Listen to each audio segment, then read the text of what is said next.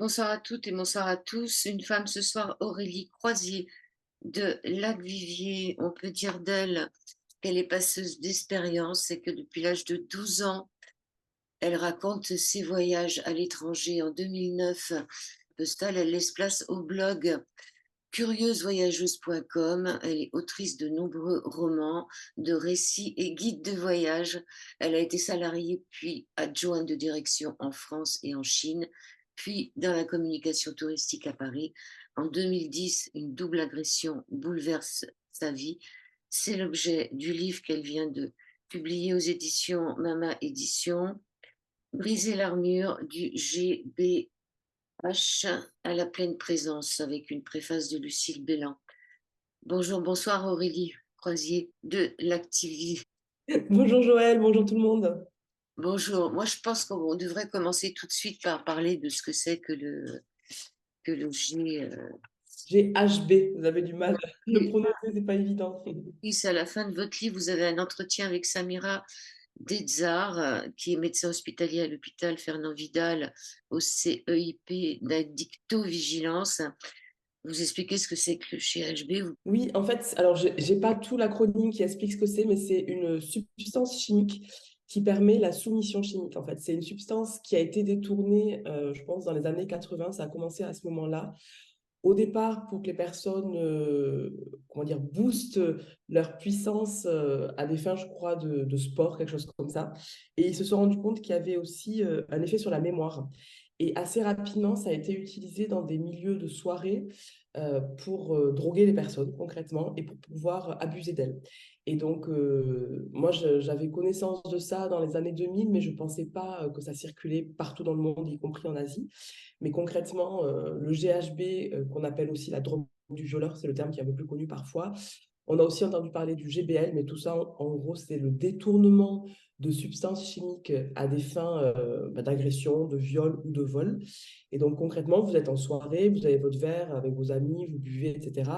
Et sans que vous fassiez attention, quelqu'un peut vous glisser cette substance qui souvent est incolore, inodore, enfin, on ne la remarque pas.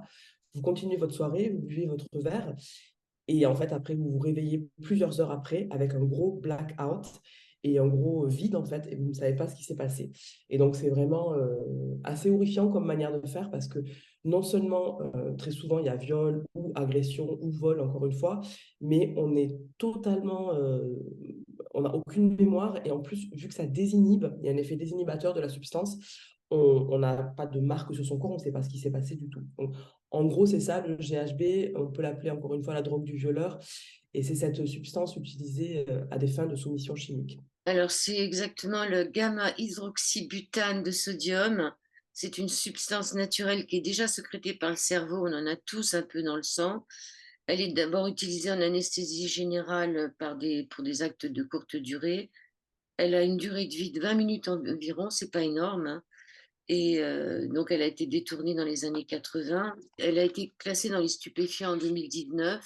Mais il y en a qui s'amusent à prendre un solvant industriel qui est le GBI, le gamma-butyrolactone, qui se transforme en GHB une fois dans l'organisme. Oui, et puis au-delà de ces deux substances, alors c'est GBL, la deuxième. GBL, on en a beaucoup parlé au moment des piqûres qu'il y avait dans les soirées. Il y a eu toute une peur autour de ça.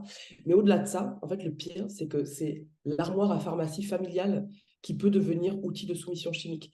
C'est-à-dire, ça peut être le Xanax, ça peut être des anxiolytiques, enfin voilà, qui sont détournés par des apprentis chimistes, si on peut dire, et utilisés à ces fins-là. Donc malheureusement, il y a le GHB dont on a parlé, mais il n'y a pas du tout que ça. Donc, ce médecin, Samira Dejar, Djezar, a vu plus de 5000 personnes, hein, donc elle est un peu au courant de ce qui se passe. Et quand vous lui parlez de votre histoire, qu'est-ce qu'elle vous dit? Alors, c'était vraiment intéressant parce que moi, je voulais témoigner de ma reconstruction. C'était très important pour moi de pas seulement parler de l'agression, mais de qu'est-ce qui se passe après. Parce que c'est vraiment très particulier de vivre une agression sans souvenir, en fait. C'est pour le travail de deuil, pour le travail de reconstruction, on en parlera probablement, ça a beaucoup, beaucoup d'impact. Et du coup, je voulais parler de cette reconstruction et je voulais aussi faire un travail de prévention dans la mesure du possible. Donc, j'ai interviewé Samira Djezar et j'aurais aimé qu'elle me me disent, oui, Aurélie, ce que vous avez vécu, c'est le GHB à 200%. Enfin, qu'elle me fasse une reconstitution scientifique, prouvée et prouvable. Et malheureusement, elle ne m'a pas dit ça, puisque mon agression s'est passée le 1er janvier 2010 et que je l'ai interviewée en 2023, donc 13 ans après. Et elle, elle est scientifique, elle est docteur, comme vous dites, elle a interviewé des milliers de victimes. Et en fait, elle m'a simplement dit, bah, sans preuve réalisée, enfin sans preuve, sans analyse réalisée à chaud, sans preuve prise sur place, etc., on ne peut pas confirmer que c'est le GHB, on ne peut pas confirmer que c'est telle substance chimique, et du coup, je ne peux pas vous dire cela. En revanche, elle m'a parlé d'une autre notion qui est vraiment très, très, très intéressante, qui est la vulnérabilité chimique. Et dans ces cas-là, ça veut dire que dans tous les cas, on vous agresse. Dans tous les cas, il y a un agresseur qui veut faire du mal à sa victime, mais ça peut aussi être seulement avec de l'alcool.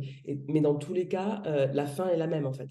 Quand on parle de soumission chimique, c'est qu'il y a vraiment une intention délibérée en amont, donc, par exemple verser une substance dans un verre de la victime. Et quand c'est la vulnérabilité chimique, c'est utiliser la situation où la personne est plutôt vulnérable parce qu'elle a déjà un petit peu bu ou quoi, pour abuser d'elle. Et en fait, elle m'a fait prendre conscience encore plus, parce qu'évidemment, au bout de 13 ans, c'était déjà en route, que dans tous les cas, j'étais victime et que dans tous les cas, il y avait un agresseur qui a voulu me faire du mal. Bon, cette femme propose des consultations gratuites hein, pour orienter les victimes. Donc, rappelez-vous de son nom, Samira Djezar, D-J-E-Z-A-R. On la contacte comment, vous savez? Moi, j'ai tapé son nom, en fait, j'avais même pas tapé son nom, mais si vous tapez son nom sur Internet, vous retrouvez assez rapidement son email. Il est disponible, ouais. Mm. Quels sont les symptômes de la soumission chimique, pardon, soumission chimique? Alors, avant tout, c'est une perte de mémoire. C'est vraiment le premier effet le plus flagrant, c'est une perte de mémoire au réveil et une perte de repère. Alors, moi, je ne suis pas scientifique, hein, je l'ai interviewé, mais je peux parler plus de mon expérience. En fait, la différence entre la soumission chimique et quand on se réveille après une soirée alcoolisée, tout simplement, c'est que après une soirée alcoolisée, en général, on connaît plutôt les symptômes de son corps. On a la gueule de bois concrètement, on se sent pas bien, on a envie de vomir. Il y a ce côté ouais, on n'est pas bien, entre guillemets. Alors que quand on se réveille après la soumission chimique, donc il y a d'une part, comme je vous ai dit, la perte de mémoire totale. Souvent, on se rappelle très bien, très précisément du dernier geste qu'on a fait ou de la dernière discussion qu'on a fait. Et après, il y a une coupure très, très, très nette. Et ensuite, il y a cet état cotonneux. Moi, c'est vraiment ce que j'ai vécu. J'avais déjà vécu justement une anesthésie générale des années avant. Et quand on se réveille après une anesthésie générale, pardon, on se réveille, on se rendort, on se réveille, on se rendort, et on est vraiment dans le flou, dans la perte de repère. Et ça c'est quelque chose de très différent d'un réveil post-gueule de bois. Et c'est pour moi un des effets les plus clairs. Et ensuite, la perte de repère, encore une fois, le fait de ne pas savoir où on vient l'instant d'avant, de ne pas savoir où est-ce qu'on est autour de nous. Ça, pour moi, c'est les effets un petit peu plus saillants Et au réveil, peut-être des traces de violence aussi. en fonction de ce qu'on a vécu. Ouais. Mm. C'est difficile à détecter parce que le GHB disparaît des urines dans les 16 heures. Donc, qu'est-ce qu'il faut faire quand on a un problème? Alors, le plus important pour moi, c'est de ne pas rester seul. C'est d'essayer d'avoir un ami, une tierce personne, une personne qui peut nous accompagner. Dans le scénario idéal, c'est d'aller aux urgences médico-judiciaires de sa ville, s'il y en a une. À Paris, il y en a, je crois que c'est la Pitié-Salpêtrière de mémoire, mais je ne suis pas sûre. Et d'aller là-bas pour vraiment avoir une prise en charge globale qui soit par la police et par la santé. Alors, vu que ce scénario idéal existe rarement, ça peut être simplement d'aller voir son médecin généraliste, de lui expliquer ce qui s'est passé et d'insister pour avoir des tests, des analyses de sang, des analyses vraiment qui doivent être réalisées en effet dans les quelques heures suivantes. Et si on ne peut pas, parce qu'on est en état de choc, et même très souvent on n'a pas envie, et ce sont des démarches très très lourdes à faire en fait, quand on a oublié ce qui s'est passé la veille, quand on se réveille, qu'on a peur, etc., c'est pas du tout le premier réflexe d'aller voir son médecin généraliste ou d'aller aux UMJ, aux médico-judiciaires, aux unités pardon, médico-judiciaires. Donc ce qui peut être fait dans un temps 2, et ça je ne le savais pas et c'est très, très important de le savoir, c'est de garder ses cheveux, donc de ne pas faire de teinture sur ses cheveux ou de ne pas se raser la tête. Et quelques semaines ou quelques mois plus tard, des analyses médicales, des analyses scientifiques peuvent être faites sur les cheveux, puisque pour le coup, toutes les substances, en fait, toutes les drogues restent dans les cheveux plusieurs semaines ou mois après. Et ça, c'est hyper, hyper important de le savoir. Donc, je le redis, les substances restent dans les cheveux et on peut aller faire des analyses bien plus tard, quand justement on a pris conscience bien plus tard.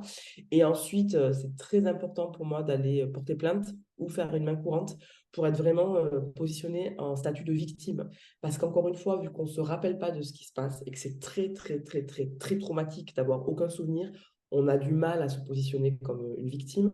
Souvent, on a aussi le sentiment de culpabilité, donc ça a été mon cas, on en parlera probablement un peu plus tard en détail, un sentiment de culpabilité qui peut être très fort, et parce qu'on est en soirée alcoolisée, parce qu'on est avec du monde, et que ce n'est pas une agression dont on se souvient, encore une fois. Donc, aller porter plainte ou aller déposer une main courante aide dans ce cheminement de victime. Et après, un suivi psychologique. Ah oui, ça c'est sûr. Et c'est vrai que j'ai pu parler avec des personnes suite à la publication de ce livre, j'ai pu parler avec d'autres victimes. Et malheureusement, encore une fois, vu qu'on n'a pas de souvenirs, très souvent, on dit non, mais je le laisse dans un coin, c'est pas grave, il n'y a pas dû se passer grand-chose, etc. On minimise en fait, alors qu'au contraire, évidemment, l'inconscient, on ne peut pas dire que l'inconscient s'en souvient parce que selon les substances, parfois, c'est carrément une case de son cerveau qui est effacée. Et par contre, le réveil, les sentiments après, la culpabilité, tout ça, ça reste. Et évidemment, un suivi psychologique ou psychiatrique, selon les cas, est vraiment recommandé, et même des années après, en fait. Ça peut être fait évidemment dans le meilleur des cas, des semaines ou les mois suivants. Mais si des personnes m'entendent et ont été victimes de ça et n'ont pas fait de suivi, même pendant 2 ans, 5 ans, 10 ans, ça peut valoir vraiment le coup de le faire après coup. Oui, c'est ce qui vous est arrivé à vous d'ailleurs. Vous n'avez pas réagi sur le moment, vous avez laissé un peu ça de côté. Alors, vous, c'est 13 ans après hein, que vous avez trouvé le moment de témoigner. Tout à fait. Ouais, c'est 13 ans après, après un chemin de reconstruction qui s'est passé vraiment en plusieurs étapes, que j'ai eu envie d'en parler avec le jeu, à la première personne, après avoir zigzagué à part la fiction et par plein d'autres choses, mais c'était vraiment important pour moi de parler de cette histoire et que personne, en fait, ne puisse dire des choses à ma place, ne puisse en parler en partie, ne puisse déformer ma parole. Et aujourd'hui, je suis vraiment très heureuse, en effet, ouais, de pouvoir raconter spécifiquement ce qui est racontable quand on n'a pas de souvenir. C'est vraiment une fierté et aussi thérapeutique, évidemment, et aussi une joie pour en parler, pour ceux qui ne peuvent pas en parler. Ouais. Est-ce que c'est le mouvement MeToo qui vous a réveillé? Alors, ça m'a donné du courage. En fait, c'est pas tant que ça m'a réveillée, parce qu'encore une fois, je pense qu'il faudra raconter de manière chronologique, autrement on va vraiment perdre tout le monde. Mais c'est le mouvement MeToo qui m'a, qui m'a peut-être donné une des dernières pichenettes pour en parler. Comme je vous ai dit très brièvement, je suis passée par la fiction, et s'il n'y avait pas eu le mouvement MeToo, j'aurais peut-être pas eu le courage de faire un épilogue dans la fiction précédente que j'ai écrite qui s'appelle Réveil à Shanghai. Et s'il n'y avait pas eu cet épilogue où je disais vraiment ce qui m'est arrivé sur 2 ou 3 pages, est-ce que j'aurais eu le courage d'écrire ce témoignage sur tout un livre entier? Je ne pense pas. Donc ça s'est vraiment fait étape par étape, et c'est évident que le mouvement MeToo a participé parce que j'ai trouvé ces femmes très courageuses, et parce que c'est pas tant que j'ai été inspirée parce qu'il n'y avait pas forcément des récits littéraires, parce que je suis vraiment très amoureuse des mots qui m'ont parlé plus que d'autres, mais c'est plus globalement de me dire waouh, ça leur est arrivé, elles arrivent à en parler, elles arrivent à assumer dans leur famille, elles arrivent à assumer dans leur vie publique, parce que souvent c'est des femmes publiques. Et ça, j'ai trouvé ça encore une fois très courageux, et ça a été peut-être une pichenette de plus, un élan de plus qui m'a donné le courage pour à la fin afficher ma tête sur la couverture d'un livre, et vraiment assumer totalement ce témoignage. Ouais. Alors on y va, ça se passe le 31 décembre 2009 dans un grand hôtel dans une province de Hunan à Shanghai. C'est un grand hôtel où vous vivez une vie de rêve hein, là-bas avec votre Ouais. couple. En fait, si on peut dire, en tout cas, c'était une vie très agréable et très à l'image de ce que je souhaitais à l'époque. Moi, je voyageais déjà depuis quelques années, j'étais très ouverte sur l'interculturel. Enfin, voilà, Le voyage a toujours fait partie de ma vie depuis mes 12 ans. Et on était expatriés, enfin, on avait un contrat tout simplement à l'étranger tous les deux, mon conjoint de l'époque et moi-même. Et on était arrivés 6 mois avant en Chine pour s'installer là-bas. Ça faisait une semaine que j'avais déménagé à Shanghai. D'abord, on était en effet près de Shanghai et après, on était à Shanghai. Et là, c'était le 31 décembre, un petit peu bling-bling, qui n'est pas forcément ma manière d'être, mais qui en tout cas, à ce moment-là, était nos types de soirées entre expatriés. Et en effet, on était dans l'hôtel Marriott à Shanghai avec une bande de copains. Et moi, j'avais toute confiance en fait, parce que ça faisait déjà 6 mois que je vivais en Chine et j'avais voyagé en Chine au moins une dizaine de fois. Je travaillais avec la Chine depuis la France avant mon expatriation. Et j'avais le sentiment, quand on était en Chine, de ne pas être considéré comme un steak sur pattes, comme quand on se balade dans les rues de France ou d'Europe et qu'on peut, enfin toutes les femmes savent ça, on a forcément des regards invasifs, des petites critiques selon comment on s'habille, selon qu'on porte des talons, selon comment on est maquillé. Et en Chine, pas du tout. Il y a vraiment un rapport homme-femme très, très agréable, très, j'ai envie de dire, naturel. On ne se sent jamais agressé dans l'espace public. Et donc, moi, j'avais l'habitude de faire des bonnes fiestas. Et là, je n'ai pas fait attention. C'est-à-dire que je savais que le GHB existait, puisque j'avais vécu en Erasmus avec des filles d'Europe du Nord, notamment, avec qui on avait pas mal parlé, parce que ça circulait beaucoup en Europe du Nord. Et donc, je savais que ça existait, mais alors à Shanghai, comment dire, aucune inquiétude, totalement sereine. Et en fait, je ne pensais pas, encore une fois, que ça existait là-bas. Et c'est bien après coup que j'ai pu comprendre ça. Mais du coup, ce soir-là, j'ai dansé, j'ai laissé mon verre sur le bord de la piste. J'ai souhaité la bonne année à mes amis, notamment tchèques et zimbabwéennes, avec qui je faisais la fête à ce moment-là. Et puis, plus rien. Et en fait, c'est là que vraiment, vraiment, vraiment, c'est très compliqué. Imaginez, vous faites Chin Chin, Happy New Year, parce que c'était en anglais tout ça, et puis vous vous réveillez des heures, peut-être des jours après, peut-être des minutes après, vous n'en savez rien, dans un endroit que vous ne connaissez pas, toute seule, sans vos affaires. Enfin voilà, je suis passée du milieu amical, fiesta, party, comme on disait à l'époque. Je n'étais pas en train de me bourrer la gueule du tout, j'étais vraiment en train de danser. J'étais très consciente de danser, de vouloir profiter de la soirée, à le vide et ce réveil avec cet état que je vous décrivais tout à l'heure, cotonneux. Je me réveille, j'ouvre les yeux, je vois que je ne suis pas avec mes amis.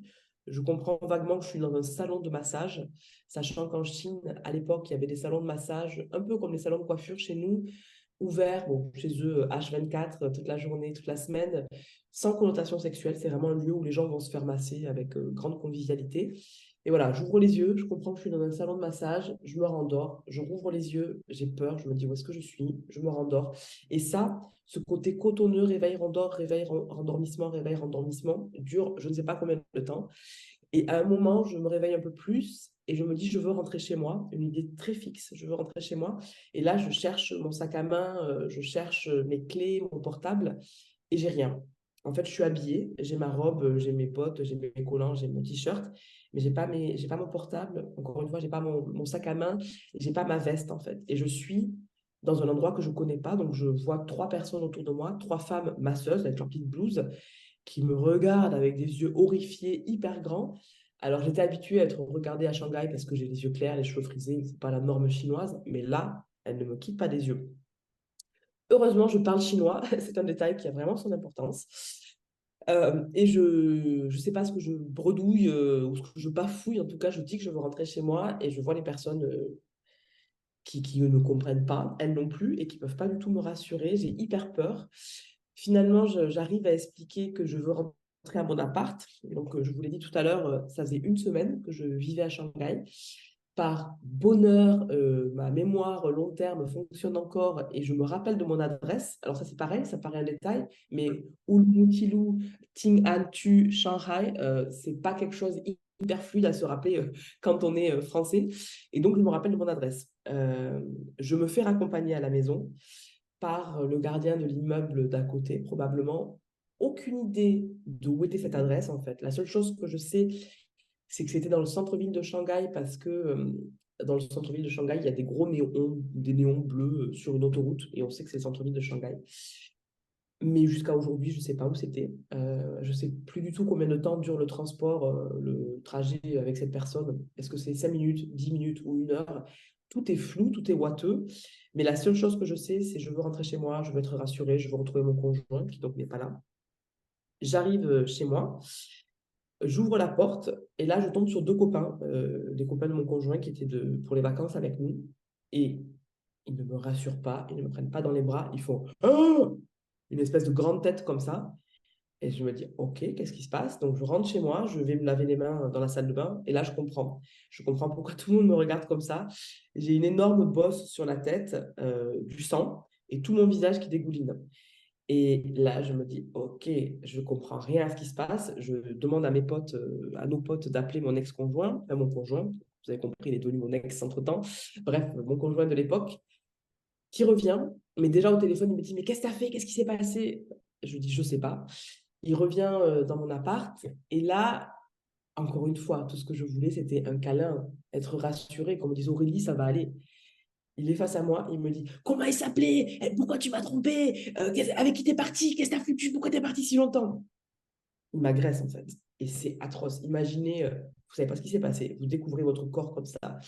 Euh, vous comprenez rien et la personne que vous aimez le plus sur Terre, ça faisait, je sais pas, 4-5 ans que j'étais avec lui, vous choque. Donc là, je suis vraiment en état de sidération. Et là, tout est flou en fait. Je suppose que j'avais encore des effets de la drogue dans mon corps parce que voilà, on parlait tout à l'heure des effets chimiques. L'anesthésie dure peut-être vraiment 20 minutes, une demi-heure, 1 heure, je ne sais pas, selon les doses. Mais par contre, le côté perte de mémoire, flouté, vous êtes présent mais pas tout à fait là, ça dure des heures, voire peut-être 1 jour, 2 jours, 3 jours. Donc je suis dans cet état de choc. Euh, et là, c'est très, très, très, très, très, très dur. Jusqu'à il n'y a pas longtemps, je ne pouvais pas en parler sans pleurer, jusqu'à il y a 2 ans peut-être, pendant des années. Là, heureusement, le travail d'écriture et de reparler de cette histoire a fait son effet. Mais c'est une deuxième violence dans la violence. Non seulement il y a la violence de ne pas savoir ce qui s'était passé, je me réveille, je ne comprends rien, hyper choquant, le plus grand choc de ma vie. Mais cette violence de vouloir être rassuré par quelqu'un qui vous aime et en fait, pas du tout, d'être à nouveau choqué, c'est hyper hard. Et là, soit juste quelques minutes après ou quelques heures après ou le lendemain matin, parce que là, il doit être 3-4 heures du matin, c'est une nuit de Nouvel An, 3-4-5 heures du matin. En tout cas, c'est pas encore le lendemain, c'est encore le petit matin.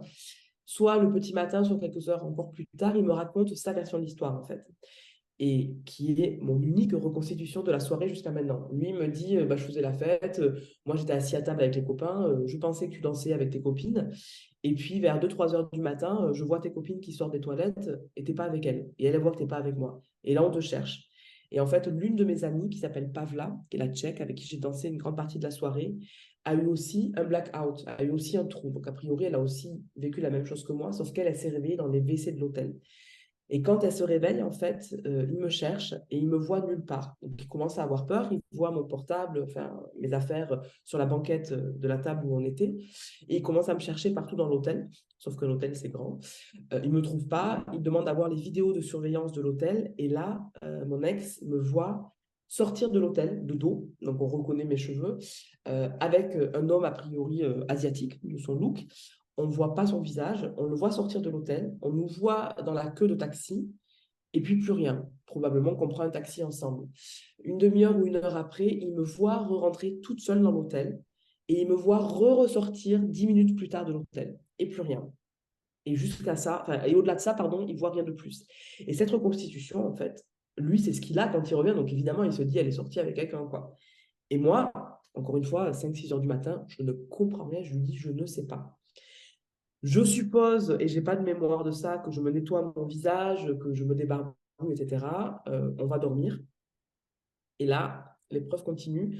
On se réveille et en fait, j'ai une image de moi où je me vois de l'extérieur. Aujourd'hui, je peux mettre le mot dissociation traumatique. À l'époque, évidemment, je ne le connais pas. Donc, une dissociation traumatique, c'est quand une épreuve est trop forte, en fait, et que votre conscience, en fait, vit les choses en mode automatique, mais vous n'êtes plus dans votre corps. Si on parle avec les mots de la spiritualité, votre âme se carapate parce que c'est beaucoup trop difficile et ne revient pas. Et parfois, ne revient jamais, et parfois revient plus tard, ou quoi, ou un morceau de votre âme, du moins.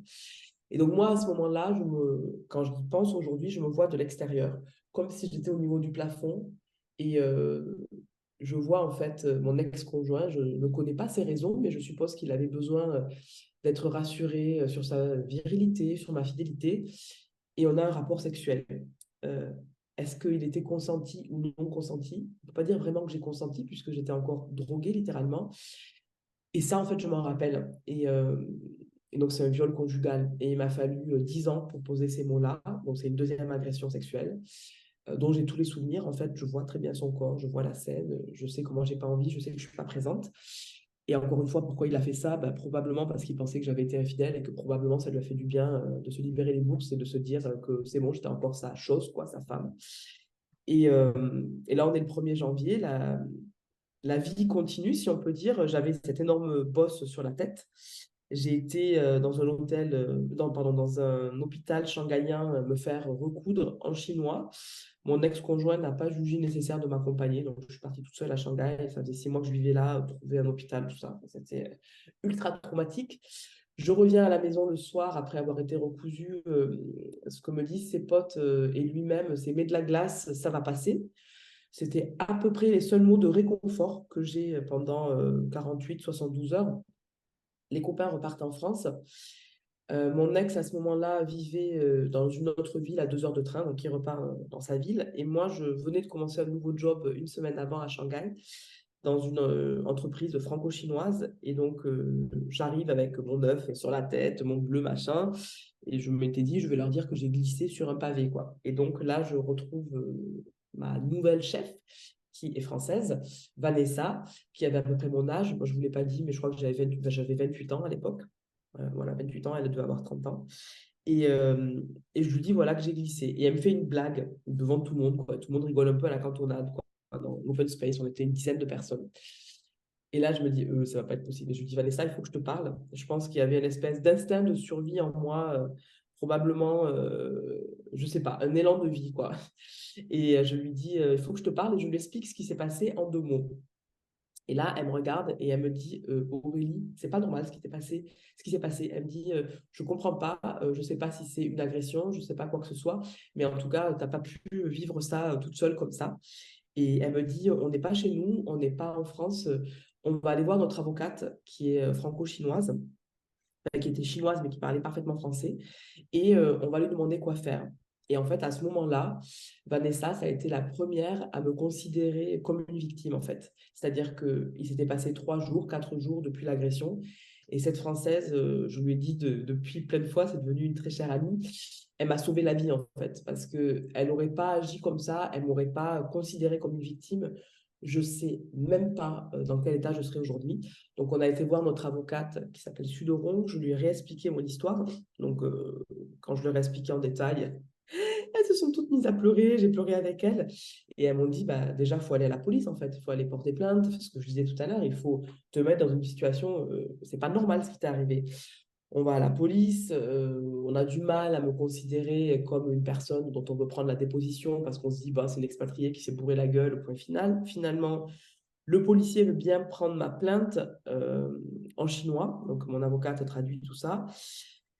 C'est assez chaud parce que je comprends quand même un peu le chinois et qu'à ce moment-là, dans les années, enfin, je comprends même totalement le chinois. Dans les années 2010, la prise de parole des victimes en France, c'était pas fou. Alors en Chine, vraiment pas gagné. Il me demande des détails, des machins, des trucs. Je lui explique que je me souviens de rien. Puis là, il me regarde droit dans les yeux et il me dit, vous savez, une fellation forcée, c'est pas un crime en Chine. Ok, je me rappelle même pas de ça, à vrai dire. Donc, on continue sans aucune empathie, voilà. On demande à voir les vidéos du Marriott, puisque moi, je ne les avais pas vues. Ils nous disent, enfin, tout ça par téléphone, ils nous disent, OK, on va sur place avec le policier et mon avocate, et Vanessa. Sur place, ah ben, finalement, c'est pas possible. Donc, probablement, ils ont été corrompus, etc. Je n'ai jamais vu ces vidéos de surveillance. Bon, moi, j'étais vraiment dégoûtée. Je me dis, tout ça ne servira à rien. On revient à la police, on finit le truc. Et je me sentais pas vraiment mieux, mais Vanessa me dit, on ne sait jamais, il peut y avoir une enquête, tout ça. Je me dis, OK. Et puis là, elle me dit, écoute, il y a un médecin français à Shanghai, puisqu'à l'époque, il y avait 10 000 Français expatriés à Shanghai. Elle me dit, on va le voir parce qu'il faut que tu fasses vérifier ta bosse et puis il faut que tu lui parles aussi. Je me dis, OK. Là, je me sens un tout petit peu mieux pour la première fois quand je rentre dans ce cabinet médical médical. Je me souviens de l'ambiance, des affiches au mur et tout. Ça faisait vraiment un cabinet médical de mon enfance, quoi, de campagne. Et j'ai un médecin français face à moi. Je lui raconte ce qui s'est passé. Et là, il me regarde et lui aussi me sauve la vie puisqu'il me dit ce que je vais vous dire là et qui est pareil. La suite de la reconstitution est l'unique reconstitution que j'aurai jamais de cette nuit et donc de ma propre vie. Il me dit, mademoiselle, ce que vous vivez, c'est la drogue du violeur. Il me dit, des femmes comme vous, à Shanghai, j'en vois une par mois. Sachant qu'on était 10 000 Français, donc 5 000 Françaises, une par mois, imaginez. Il me dit, la drogue du violeur circule à Shanghai. Les personnes baissent leur garde parce que les rapports hommes-femmes sont plus détendus. Mais tout ce que vous me décrivez, mot pour mot, c'est la drogue du violeur. Votre absence de souvenir, votre réveil embrumé, votre amie qui se réveille au même moment que vous dans le WC, elle aussi, elle a vécu ça. Votre bosse sur la tête, c'est probablement que la personne vous a drogué à Shanghai dans l'hôtel. Vous êtes sortis ensemble, vous avez pris un taxi. Vous avez dû avoir un moment de prise de conscience. Vous avez réussi à vous libérer de lui. Qu'est-ce qui s'est passé? Vous ne savez pas, mais vous avez réussi à vous libérer de lui.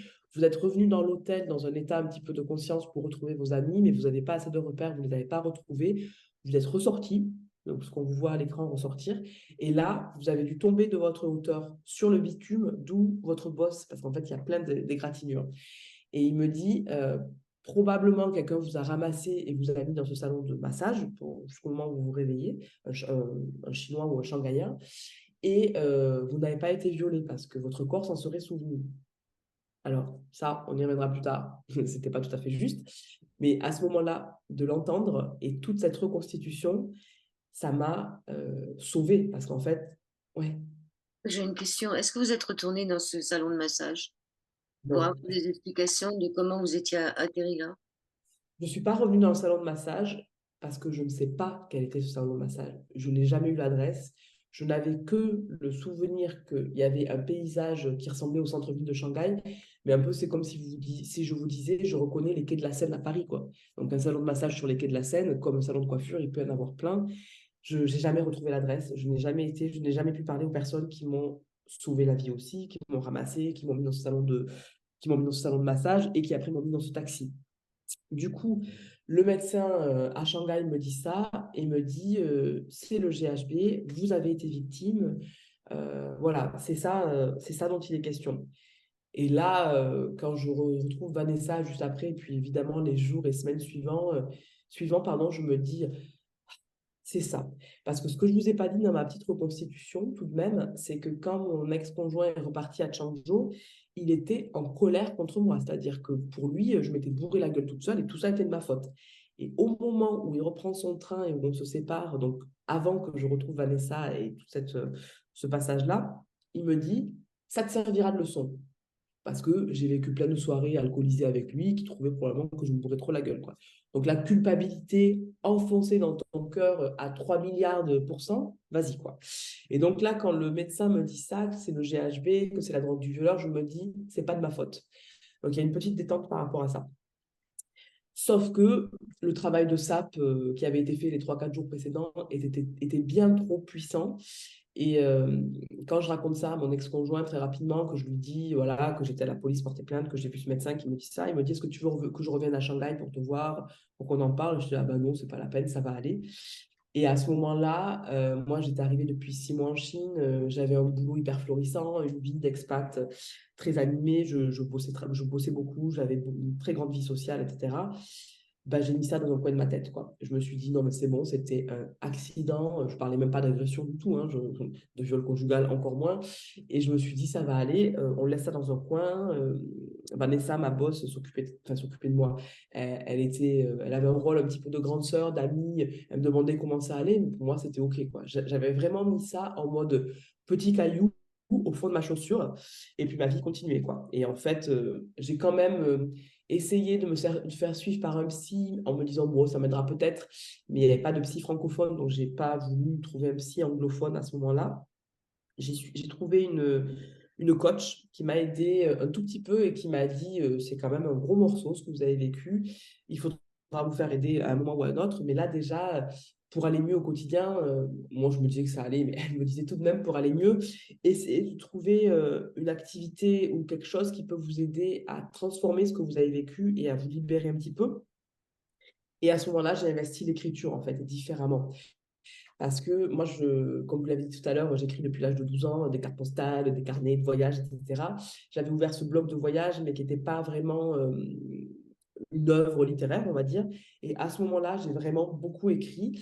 J'ai commencé une nouvelle qui allait devenir bien plus tard ce roman Réveil à Shanghai, où il y avait une narratrice française à qui il arrivait cette tuile-là, et ça devenait une espèce de roman un petit peu d'action avec une triade chinoise, des gangsters, etc. Et surtout, je pouvais raconter ce qui s'était réellement passé, je pouvais mettre un visage sur les agresseurs, etc. Donc, j'ai commencé à écrire un peu plus avec cette coach et ma vie a continué en fait. Et ça a continué tout le temps où j'ai vécu à Shanghai avec mon conjoint de l'époque. On est resté en tout 2 ans, donc 1 année et demie de plus. Euh, je parlais parfois de cet incident, de cet accident, mais très rarement, quoi. Pour moi, c'était un non-sujet. Quand je suis revenue voir mes parents à Noël, je leur en ai pas parlé. Mes amis en France, je leur en ai pas parlé. C'était presque, pas presque, totalement un non-événement. Et puis, on a décidé de rentrer à Paris, puisque mon ex, pour plein de raisons, on en avait un petit peu, enfin mon conjoint, pour plein de raisons, on avait un petit peu marre de la vie en Chine, et que c'était quand même pas facile tous les jours sur le plan éthique, on va dire. Et on a décidé de faire un grand voyage pour quitter l'Asie et la Chine. Et au bout de 2 mois et demi de voyage, je devais faire 3 mois, quand j'étais entre le Cambodge et la Thaïlande. Mon conjoint me dit, écoute, moi je vais rentrer plus tôt, j'ai des entretiens pour du boulot, j'ai une fête de famille que je ne veux pas manquer, tout. Je te dis, ok, pas de souci. Il me restait 3 semaines ou un mois, donc 2 ou 3 semaines toute seule. Je me suis dit, moi je continue toute seule, quoi. C'est un truc que j'aimais bien, voyager seule, pas de souci. Et c'est là que ça a commencé un petit peu à basculer parce qu'à partir du moment où il part, et vraiment il prend son avion, je me retrouve seule à Phnom Penh, au Cambodge, pardon, et je me sens mieux. Il y a un truc en moi qui se détend. Je me dis, ah ok, c'est bizarre. Bon. Mais je n'y prête pas attention. Je me dis, c'est peut-être la fatigue ou l'envie de voyager seule, quoi. Et en fait, quand j'arrive à Paris, j'avais quand même quitté la Chine pour mon conjoint.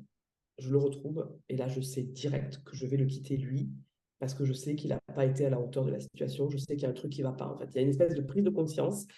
Et avec le recul et notamment avec l'écriture du livre, de briser l'armure des années de recul, en tout cas, je le quitte. Et là, je me dis, OK, il y a quand même quelque chose à regarder à cet endroit-là. Et commence mon chemin de reconstruction 1 an et demi après. Donc là, l'agression s'est passée 1er janvier 2010.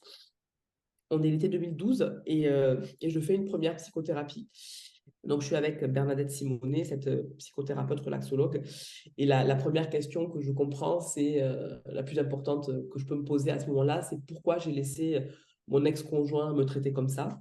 Et là, ben, je commence à relire pour la toute première fois mon histoire, en fait, mon histoire familiale, mes parents, mes frères, mes sœurs, mon enfance, etc., qui était une enfance tout à fait normale. Mais bon, on a tous des traumatismes, quels qu'ils soient, qu'on hérite de nos parents, que nos parents font souvent du mieux qu'ils peuvent, et parfois ils font des grosses boulettes. Donc voilà, je commence à regarder tout ça.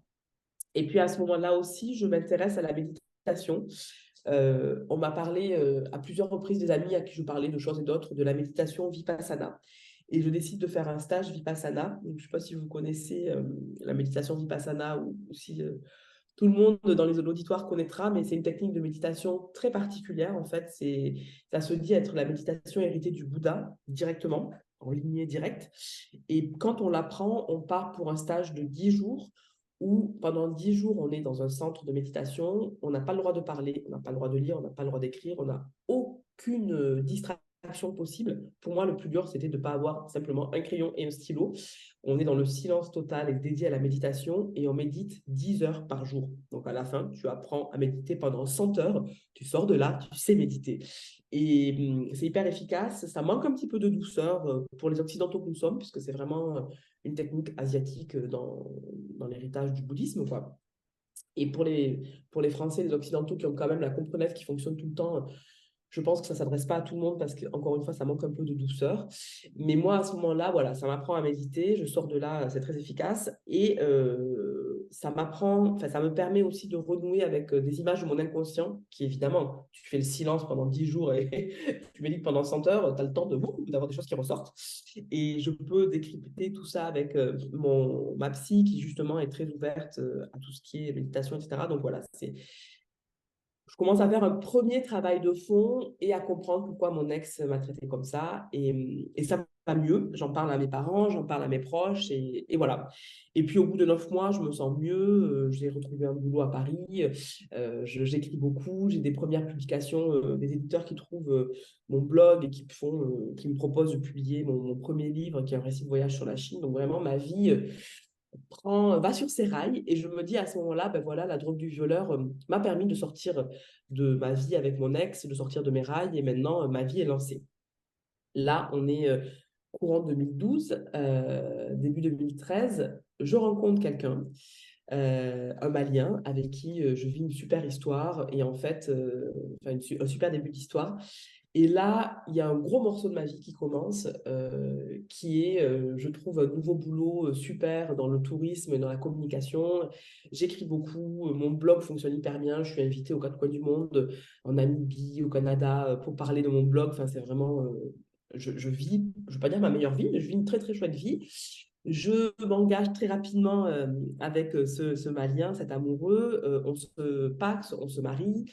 Au bout d'une année et quelques, lui, il voulait être papa, je le savais dès le début. Moi, j'avais pas trop envie d'être maman, mais je voyage pendant 1 mois au Canada, et là, je laisse mes peurs tomber, puisque je me rends compte que mes peurs étaient liées notamment à pas vouloir reproduire certaines des erreurs de mes parents. Et là, une fois que les peurs tombent, je vois que j'ai envie d'être maman moi aussi. Et à mon retour du Canada, j'enlève le stérilet, paf, je tombe enceinte. Il y a un truc qui est très très clair. Le bébé était prêt à venir, et en fait, tout continue hyper bien. J'ai mon premier fils. Au bout de 6 ou 9 mois, je continue à voyager. Je publie un nouveau récit, encore un guide. Enfin voilà, je vis une belle vie, si on peut dire. Je repense de temps en temps à cette agression que j'apprends à nommer agression de la drogue du violeur. J'ai ce travail que j'avais fait, cette première nouvelle fiction qui est quelque part, je me dis, bon, un jour, je travaillerai dessus. Mais pour moi, le dossier, en fait, est un petit peu géré, quoi. Et puis, il y a quelque chose qui arrive, qui est ma deuxième grossesse et mon deuxième fils. Et je ne sais pas s'il y aura beaucoup de parents, si vous êtes vous-même maman ou pas, mais en gros, je comprends avec du recul que quand on a un seul bébé, ça met pas mal de certitudes par terre, hein, notamment sur ce qu'on pensait sur la parentalité, etc. Mais en tout cas, dans mon cas, ma vie d'avant pouvait continuer. C'est-à-dire qu'on fonctionnait à un couple plus un. Mais avec un deuxième bébé et l'écriture et mon boulot et mon blog et ma vie de maman, mon jonglage là ne fonctionne plus, et je me retrouve épuisée dès la grossesse. Et quand il naît, je suis évidemment hyper contente. C'est un deuxième fils, il est génial pour plein de raisons. Mais par contre, moi, je ne mets pas le mot à ce moment-là dessus, mais je suis en méga burn-out. Et je comprends qu'il y a des déséquilibres dans mon couple. Il y a des choses qui fonctionnaient à deux adultes plus un bébé, mais qui là, à deux bébés, ne fonctionnent pas du tout. J'essaie d'en parler avec mon mari, etc. Il ne comprend rien. Et là, c'est hard, c'est très, très hard. Et à ce moment-là, j'avais laissé tomber la méditation. J'avais médité pendant 1 an. Et puis voilà, quand je m'étais mariée, que ma vie était à donf, j'avais laissé de côté la méditation, je n'en avais moins besoin. Et là, j'étais vraiment en mode, j'ai besoin d'une bouée, j'ai besoin de sortir la tête de l'eau. Et j'ai repensé à la méditation. Et donc, j'ai d'abord pensé à faire du Qigong. Et cette prof de Qigong, Sonia Mae, m'a remis sur la route de la méditation avec la cohérence cardiaque. Donc, j'ai commencé tout petit à méditer matin et soir. Et en fait, j'ai plus jamais arrêté depuis. Et est-ce que je peux dire que la méditation m'a sauvé la vie? Probablement, en tout cas, elle l'a beaucoup, beaucoup, beaucoup aidé, puisqu'à ce moment-là, ça me permettait d'avoir des petites respirations et d'essayer de, ouais, littéralement sortir la tête de l'eau. Bon, ça va pas mieux avec mon mari. Et finalement, 1er janvier 2020, je vois pas d'autre issue que de lui dire que je souhaite divorcer. Et en fait, c'était vraiment pour moi un aveu d'échec, parce que j'étais très engagée. On avait parlé de beaucoup de choses avec lui. Lui, il était malien, musulman. On était très engagés sur le côté interculturel. J'ai beaucoup écrit à ce propos. J'en ai parlé sur mon blog. On en a même parlé sur France 2. Enfin voilà, très, très investi et dans mon couple et dans notre interculturalité. Donc pour moi, c'était vraiment un aveu d'échec de divorcer. Et à ce moment-là, il me dit, ah non mais Aurélie, tout ce que tu me dis maintenant, je le comprends, je vais me prendre en main, je t'écoute et tout, je vais m'investir différemment dans la vie de famille, tout ça, tout ça, tout ça. Donc moi, je me dis, ok, il est quand même question de la vie de 4 personnes. Si il fait ce que je lui ai demandé depuis des années, pourquoi pas? Donc je lui dis, bah, je nous laisse 2 semaines et je vois ce qui se passe. Au bout de 2 semaines, je vois qu'il s'est bien mis en chemin, qu'il a envie de bouger et tout. Et je me dis, ok, je nous laisse 3 mois. Et puis là, il se passe un truc. C'est mars 2020, je pense que tout le monde se rappelle. C'est le confinement. Et là, je me dis, wow, cette année 2020, elle part pas du tout dans la direction que j'attendais. Moi, je pensais me séparer, être maman solo, machin. Et là, finalement, j'ai un mari qui se remet en chemin et on est enfermés tous les 4. Nous, on vivait à Paris. On avait heureusement une grande terrasse pour qu'on puisse sortir, s'aérer. On avait notre nounou dans l'immeuble. Donc, on était dans une configuration qui était difficile, mais pas du tout la plus difficile par rapport à plein de personnes. Et puis, avec le recul qui est le mien aujourd'hui, je me dis, mais heureusement qu'à ce moment-là, je n'ai pas dit oui, je veux divorcer et qu'on n'était pas en mode séparation, enfermés tous les 4.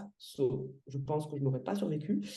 Là, on est en mode plutôt de vouloir se reconstruire tous les deux et confinés.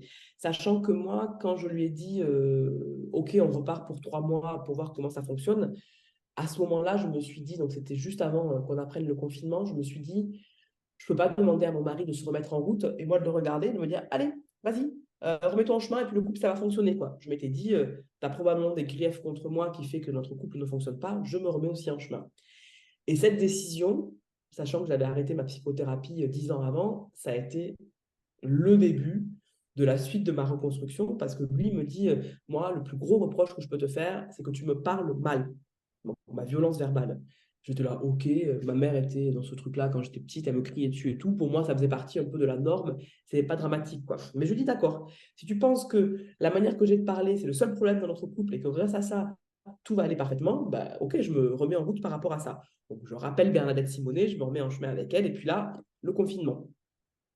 Donc, je continue à parler à ma psy par téléphone. Je médite toujours un petit peu plus. Et là se passe quelque chose de ultra inattendu. C'est que je commence à regarder de près ma violence verbale. Et mon mari avait raison, ce n'était pas une petite chose en fait. Parce que qu'est-ce qu'il y avait derrière cette violence verbale? Il y avait beaucoup de choses, et notamment ma colère en fait. Et ma colère, j'avais jamais osé la regarder en face parce que j'en avais très très peur, parce que je pense que ma mère avait aussi beaucoup de colère et que j'ai hérité de beaucoup de colère. Et que quand on est une femme et une petite fille, ben, il faut rester sagement comme ça et ne pas être en colère. Et sauf que là, ben, j'avais pas vraiment le choix en fait. Si je voulais comprendre ce qu'il y avait derrière ma parole mitraillette, comme j'en parlais, puis elle se déclenchait que dans le cadre privé, donc avec mon mari et aussi avec mes enfants. Et je me suis dit, ça peut être cool aussi pour mes enfants que je regarde ça de près. Il fallait que j'y aille, quoi. Et donc là, avec ma psy, avec mes méditations, je méditais beaucoup plus. Là, j'étais déjà, je pense, à 10-15 minutes tous les matins, pareil le soir. Il y avait un truc qui se détendait dans la méditation, qui était vraiment fondamental pour moi, c'est qu'en fait, quand on médite, on n'est plus dans la réactivité. Ça nous permet d'être d'avoir cette épaisseur, c'est peut-être comme du papier à cigarette ou une page d'un livre très très fin, mais qui nous permet d'avoir cette respiration qui fait qu'on n'est pas dans la réactivité. Et là, je comprends que mon mari, en fait, lui, malgré lui ou volontairement, c'est un déclencheur. Et pourquoi c'est un déclencheur? Parce que ça vient me chercher, évidemment, dans mes blessures. Sauf que tout ça, à ce moment-là, j'ai 37 ans, et j'en ai pas conscience encore, c'était probablement le début de la crise de la quarantaine aussi, c'est pas lui qui est responsable. Lui, il a toute sa vie, tout son travail de chemin à remettre en route, mais qu'est-ce qui vient réactiver en moi? Et là, je vois qu'il y a la colère. Et là, alors que je pensais le sujet clos, quand je vais chercher la colère, qu'est-ce qu'il y a? Il y a la colère liée à des événements de mon enfance, de plein de choses, mais il y a mon ex-conjoint. Et il y a pourquoi il m'a traité comme ça. Ça, je m'étais déjà posé la question, mais je n'avais pas eu de colère quand j'avais fait ma première psychothérapie en 2012.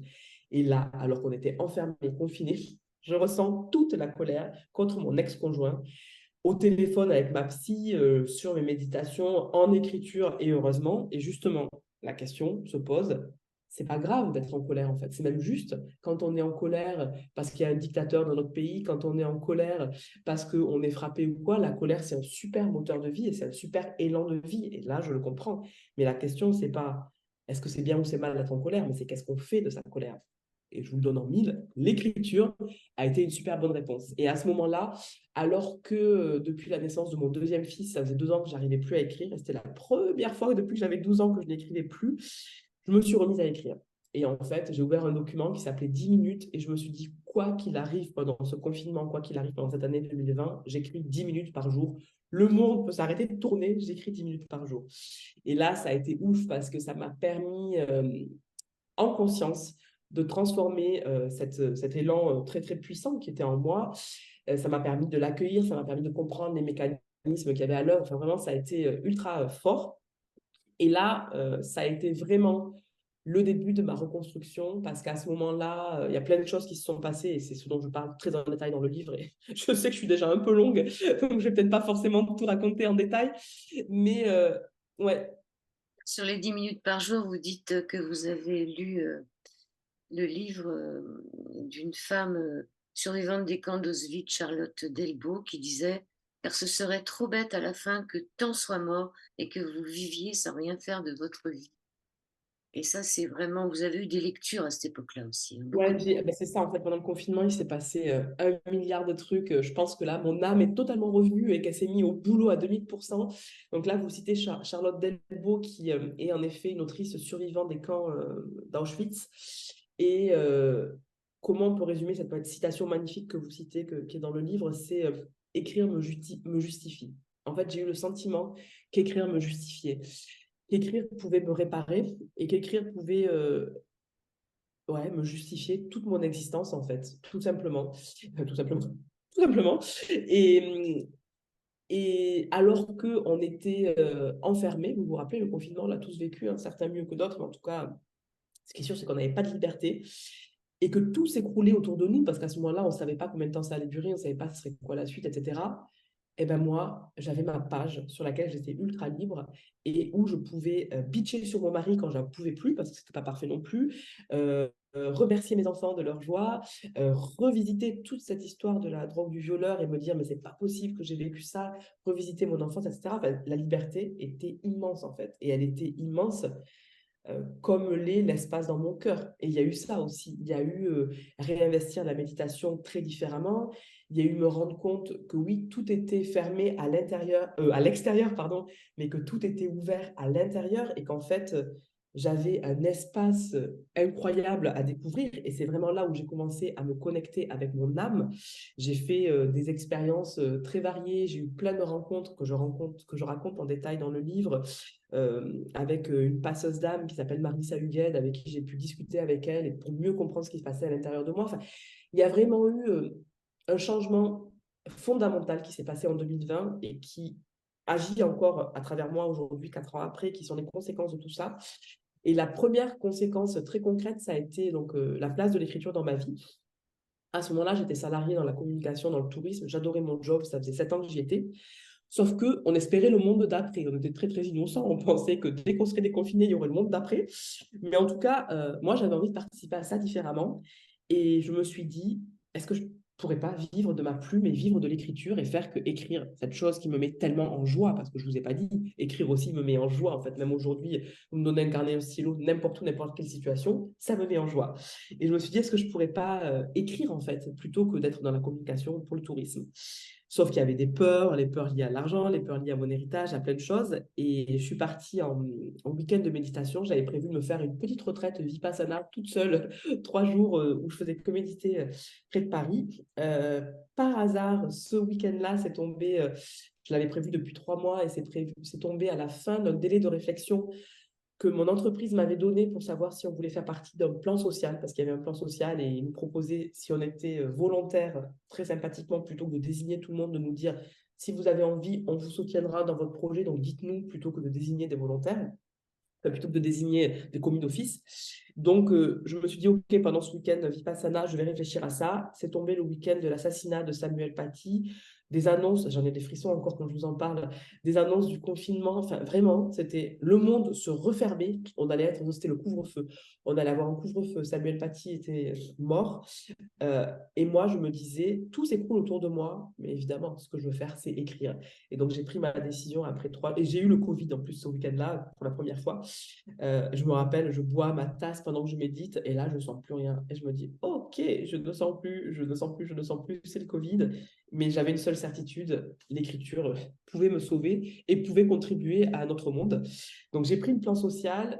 J'ai eu la chance d'avoir 2 ans de chômage à taux plein, enfin 1 an à taux plein, bref, et un tout petit package, enfin, quand même quelques milliers d'euros pour réfléchir à comment j'allais pouvoir écrire et vivre de ma plume. Et c'était il y a 2 ans, et c'était la meilleure décision que j'ai prise de ma vie, puisqu'aujourd'hui, je suis à ma 2e année d'écriture à temps plein, et j'ai gardé mon job d'avant en consultante un jour par semaine pour remplir mon compte en banque un petit peu plus. J'ai fait ça la première année, et maintenant, je vis principalement de ma plume de plein de manières différentes, et ça a été vraiment une très, très, très, très belle décision que j'ai prise.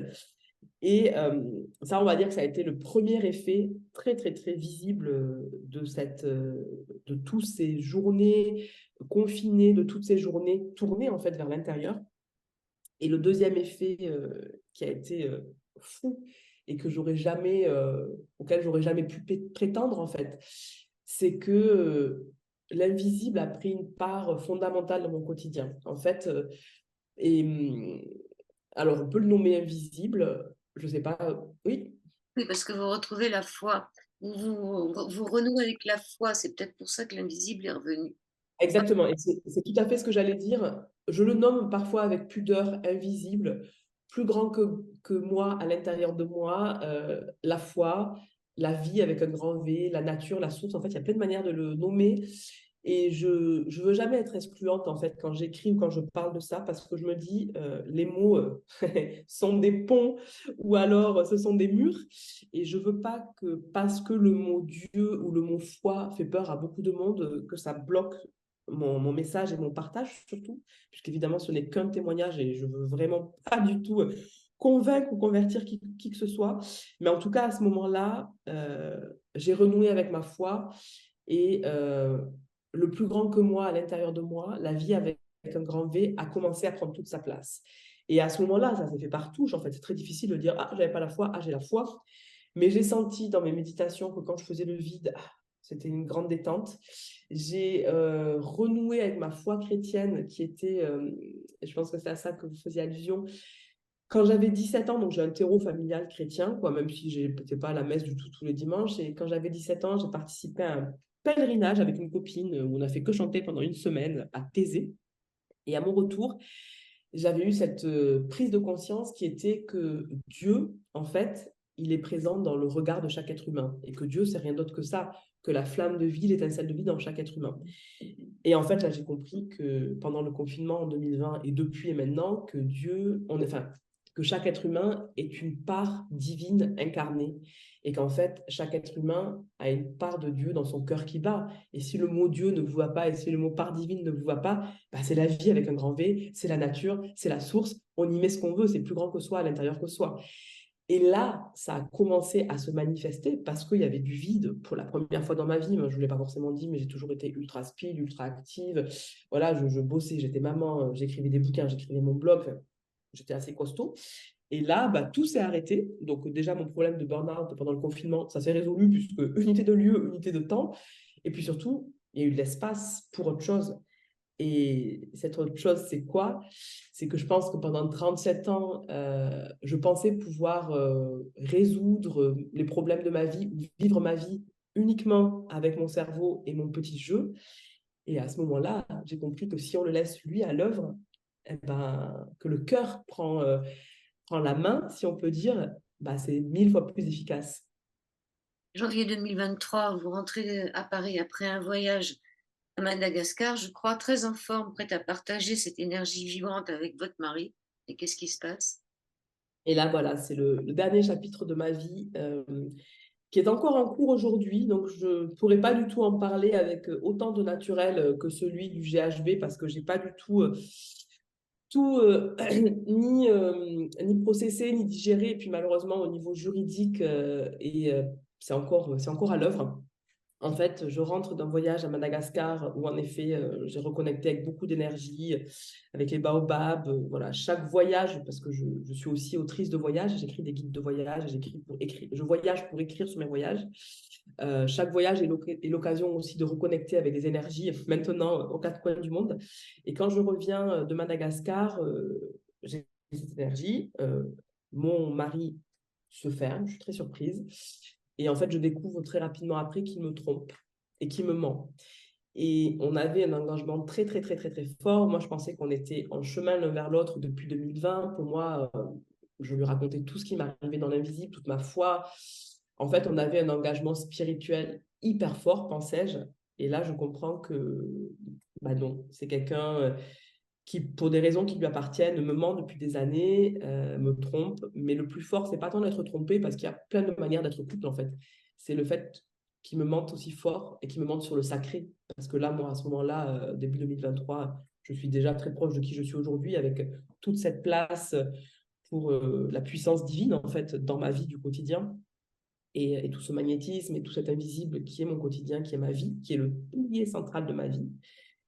Et là, tout s'effondre, en fait. Et je me rends compte, je ne sais pas si vous avez vu le film Inception avec Marion Cotillard, mais à un moment, elle est enfin, c'est un film, elle est sur une plage et tous les décors autour d'elle deviennent du sable et s'effondrent. C'est une image forte de la fin du film. Et en fait, ma vie de couple, c'est ça.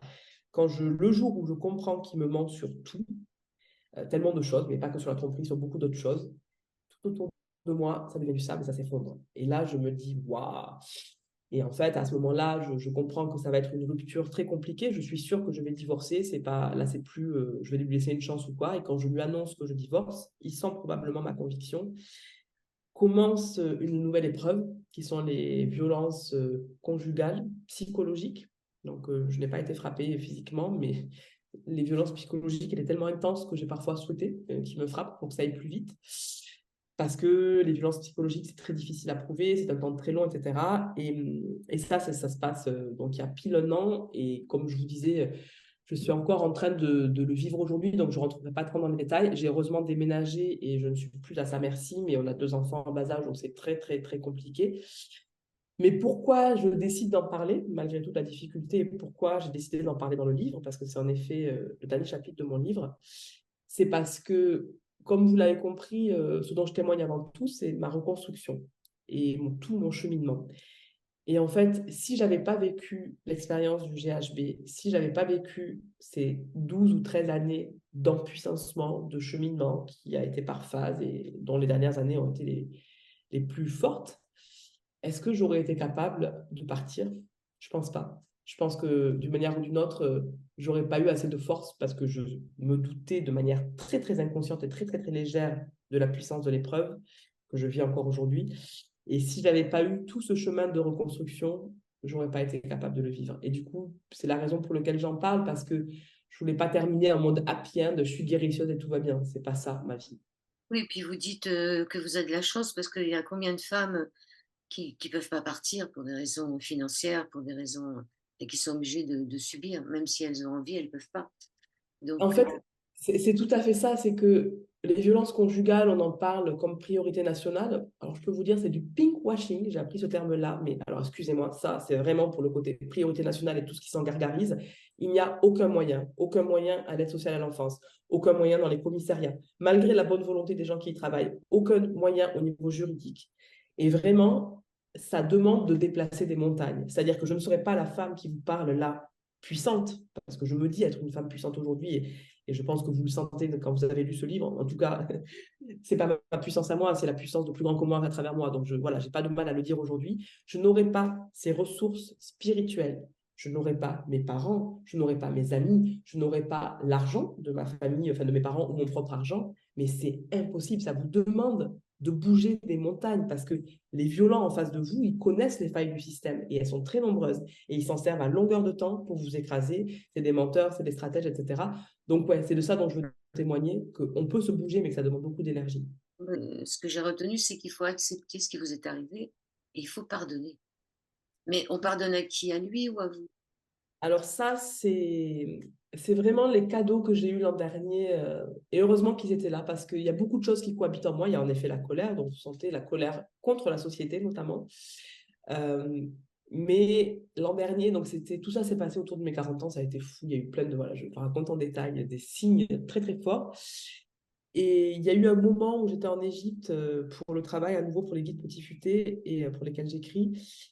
Et j'étais vraiment dans le summum de la violence. Je vivais encore avec lui, il y avait mes enfants au milieu, c'était atroce. Et j'ai été dans l'endroit où Moïse a reçu les 10 commandements. Donc, on va dire un endroit légèrement chargé. Le mont Moïse dans le Sinaï en Égypte. Et dans le monastère Sainte-Catherine, en fait, il y avait une... Ah, je peux presque vous la montrer. J'ai fait une petite photo de la mosaïque de la transfiguration où en fait, le guide juste avant m'expliquait que ça illustre avant que Dieu, pas du tout, avant que Jésus ne meure, il se présente avec sa face divine, c'est la transfiguration, à ses disciples, à ses témoins. Et il m'explique qu'on voit cette mosaïque pleine d'or et que c'est la mosaïque d'or la plus ancienne de tout le monde chrétien. Donc je sais qu'il y a ça qui m'attend. Quand je rentre dans ce monastère, il y a plein de touristes et tout, c'est pas du tout le moment de grâce, machin. Je vois la mosaïque et là, je tombe à genoux et je pleure. Là, pour le coup, je me rappelle du temps pendant au moins 20 minutes. Et en fait, je comprends que quoi que mon ex-mari, parce que c'est mon futur ex-mari, maintenant je peux le dire, ait pu me faire, il est quand même lui-même une part de Dieu incarné. Et qu'en fait, probablement, il l'a oublié et que probablement, il n'y a que son ego qui prend le dessus, que l'enfant blessé qu'il a été, qui peut agir et plus rien d'autre. Mais que malgré ça, c'est une part de Dieu. Et en fait, de me rappeler de ça à ce moment-là, eh ben, je comprends que le pardon, c'est l'unique voie pour moi, pour mon âme. Et aujourd'hui, je ne peux pas dire que je l'ai pardonné entièrement, ça ne serait pas vrai parce qu'il y a une nouvelle épreuve qui a commencé avec les dégâts que ça fait sur mes fils, etc., etc., etc. Et la maman en moi est encore très en colère et c'est elle que vous avez vue tout à l'heure. Mais au-delà de ça, il y a une part de moi très apaisée qui sait que quoi qu'on vive là, on est des expériences, en chemin, lui y compris. Oui, mais moi, je pensais pas forcément à lui, je pensais aussi au violeur, si viol il y a eu. En fait, c'est très apaisé, c'est très très drôle. Justement, c'est pour ça que je n'ai même pas pensé à lui. Je crois que j'ai déposé une main courante contre mon ex-conjoint. Et ce jour-là, donc celui de Shanghai, ça, maintenant elle est numérotée, pardon, il vaut mieux en rire parfois. Ex-conjoint con numéro 1, celui de Shanghai. Le jour où j'ai déposé une main courante contre lui, eh ben, j'ai senti que j'avais été entendue comme victime et j'ai regardé le ciel et je me suis dit, maintenant c'est OK. Si je le recroise dans la rue, j'aurai plus peur. Et il y a quelque chose qui est très apaisé. Je ne sais même pas si avec lui, j'ai fait le chemin de me dire que c'était une âme incarnée ou quoi, parce qu'il y a vraiment eu un truc très, très apaisé à ce moment-là. Et je crois qu'il reste plus que la paix, en fait. Et lui, pour le coup, c'est pareil. Je sais pourquoi est-ce qu'il a agi comme ça. Je sais pourquoi est-ce qu'il m'a violée lors de ce viol conjugal. C'est parce qu'il avait besoin de se rassurer, parce qu'il avait peur, parce que machin, a. Celui de Shanghai, j'ai même pas de souvenir pour le nommer, le Chinois qui a pu me faire ça.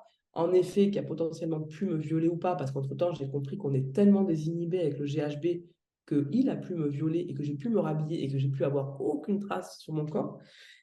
Donc, en fait, finalement, ce que je vous ai dit à travers mon futur ex-mari, parce que c'est là où c'est le plus vivant en moi, malheureusement, en termes de violence et d'épreuve, mais pour tous les trois, c'est la même chose en fait. C'est que ce que je comprends avec les yeux de mon âme, et c'est pas ce que je comprends et c'est pas ce que je vis tout le temps. Il y a des fois où je pleure, il y a des fois où je suis énervée, il y a des fois où je suis en colère. Je ne suis pas du tout un Bouddha au quotidien. Mais en tout cas, chaque jour, je me rappelle de ça quand je médite, quand je prie. Et chaque jour, il y a de l'espace pour ça. Et c'est ce qui fait que je pense, j'arrive à vous parler et que j'arrive à être, on va dire, plutôt opérationnelle malgré tout ce qui m'est arrivé. C'est que n'importe quel agresseur qui m'est agressé à moi, je peux parler que de mon expérience, je ne vais pas parler en général, c'est malgré tout des âmes qui sont venues s'incarner pour le chemin qu'elles avaient à vivre, mais qui l'ont probablement oublié et qui n'ont pas réussi à dépasser toute leur souffrance égotique, toute leur souffrance d'hommes blessés, parce que c'est des hommes qui m'ont fait mal, et qui se sont mal comportés avec moi en tant qu'être humain, en tant qu'ego blessé, et qui ont totalement oublié leur âme. Sauf que leur âme, elle est toujours là et qu'aujourd'hui, moi, ce dont je veux me rappeler quand je médite, c'est qu'on est tous ces âmes-là. Et ça ne veut pas dire qu'il faut oublier, ça ne veut pas dire qu'il faut pardonner comme un béni-oui si on n'est pas capable de le faire. Mais clairement, aujourd'hui, est-ce que j'ai pardonné pour mon ex de Shanghai et pour celui de la drogue du violeur? Oui, parce que ça me fait plus mal en fait. Et à partir du moment où ça me fait plus mal parce que j'ai réussi à digérer le truc, bah, je leur laisse leurs petites actions, je leur laisse, enfin, leurs petites actions, que dis-je, je leur laisse leur agression, je leur laisse leurs méactions très variées. Et moi, elles ne sont plus vivantes à travers moi. Donc oui, j'ai pardonné. Il y avait Bernadette Simonet, la psychothérapeute, qui vous disait comment avez-vous accepté que votre conjoint vous traite de cette façon? Et vous avez dit un peu plus loin là, dans cette interview qu'il y avait eu des prémices, il y a eu déjà avant ce qui s'est passé en 2019 là. La question que je pose, c'est comment, parce que ça va parler à beaucoup de femmes de nous là, comment ça se fait qu'on ne dit pas tout de suite basta, laisse-moi tranquille, dis pas non, voilà. C'est inscrit Alors, en nous quelque part. ouais. En fait, alors ça, je pense que je le raconterai bien en détail dans le livre d'après. Mais je vais vous répondre, moi, ce n'est pas une réponse tordue, qui sera celui où je parlerai des violences conjugales. Parce qu'évidemment, c'est une des choses qui me permettent de tenir aussi aujourd'hui, c'est que j'espère que l'expérience que je vis aujourd'hui pourra aider d'autres femmes et c'est des questions que je me pose. Et en fait, c'est horrible parce que là, j'ai essayé de comprendre pourquoi. En effet, parce que alors là, c'est bon, il y a eu celui de Shanghai, il y a eu mon ex-conjoint de Shanghai, il y a eu le père de mes fils. J'ai retrouvé des traces de mes premières relations intimes quand j'avais 16-17 ans. Pareil, il y avait eu déjà. Et en fait, en début d'année 2024, là, j'ai essayé voilà, avec mon psy actuel, qui est un nouveau psy, avec qui je fais un très fort travail aussi sur l'aspect spirituel et enfin, holistique, on va dire. Et ce que j'ai compris, c'est, en effet, ça va parler probablement à plein de femmes, c'est que c'est d'une part inscrit dans mes gènes, dans le sens où je pense qu'au niveau de mes grands-mères, et je ne vais pas rentrer trop dans les détails parce que c'est des choses dont je n'ai pas parlé encore ni à mes parents ni à personne, mais qu'au niveau de mes grands-mères, il y a eu des agressions, clairement, mais de mes grands-mères, la mère de mes parents. Au niveau de mes aïeuls, évidemment, mais toutes, vous, n'importe quelle femme, excusez-moi si vous ne le saviez pas, mais à 3 générations minimum et au-delà, il y a au moins une agressée sexuelle. C'est une évidence, une évidence, une évidence. Donc on a ça dans nos gènes, puisque on sait aujourd'hui que ça reste en fait dans les gènes, c'est transmis dans les gènes des femmes de nos filles et nos petites filles, toutes ces agressions-là, donc on le porte. Ensuite, il y a tout l'aspect culturel. Moi, j'étais une petite fille très gentille qui faisait pas de vagues, etc. Mon frère m'a ennuyée toute mon enfance et j'ai appris à subir ça. Ton frère te fait chier, c'est normal, tu dis pas grand-chose ou pas loin. Dans la cour de récré, les garçons prennent tout l'espace, jouent au foot et pas les petites filles. En fait, on est dressé pour être plaisante quand on est des filles. Enfin, en tout cas, moi, je suis née dans les années 80, c'était le cas. J'espère qu'aujourd'hui, moi, j'ai 2 garçons, de les éduquer très différemment. À 5 ans, ils avaient déjà un livre sur le consentement entre les mains.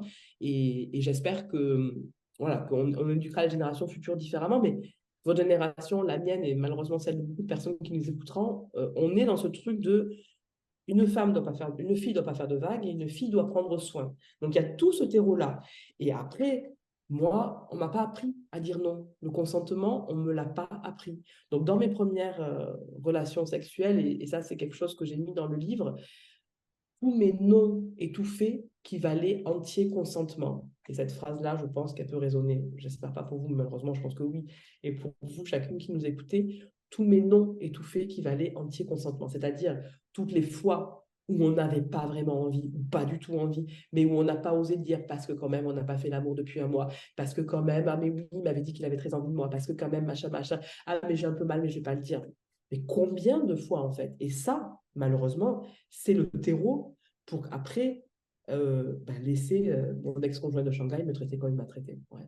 Oui, puisque la vie est généreuse, elle vous redonne la même situation jusqu'à temps que vous l'ayez réglée. Donc, ça Mais va, tellement, ça va jusqu'au viol. Mais bon, tellement. parce que comme vous avez été jusqu'au bout, c'est terminé pour vous, on vous embêtera plus. Ah, là, c'est sûr. Là, franchement, vraiment, c'est sûr. Et puis, je peux le dire droit dans les yeux et en rigolant, c'est sûr. J'ai compris le message. Qu'est-ce qu'on peut dire pour terminer cette émission? Déjà rappelé le titre du livre, ça s'appelle Briser l'armure. C'était quoi cette armure alors? Bah, c'est celle que je me suis construite juste après le réveil à Shanghai, après avoir retrouvé mon ex-conjoint et ne pas avoir été considérée comme une victime. L'armure, elle a été construite direct à ce moment-là. de protection et du coup de mise à distance de moi-même et des autres.